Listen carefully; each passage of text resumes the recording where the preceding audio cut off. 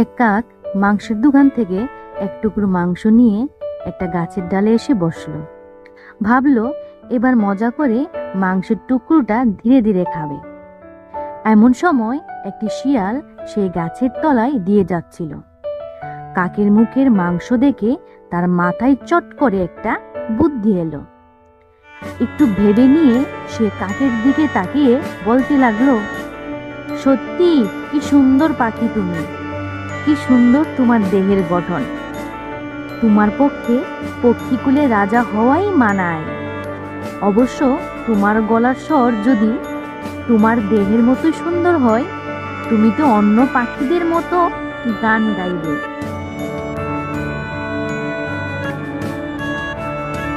শিয়ালের মুখে এইসব প্রশংসার কথা শুনে কাক আর চুপ করে থাকতে পারল না।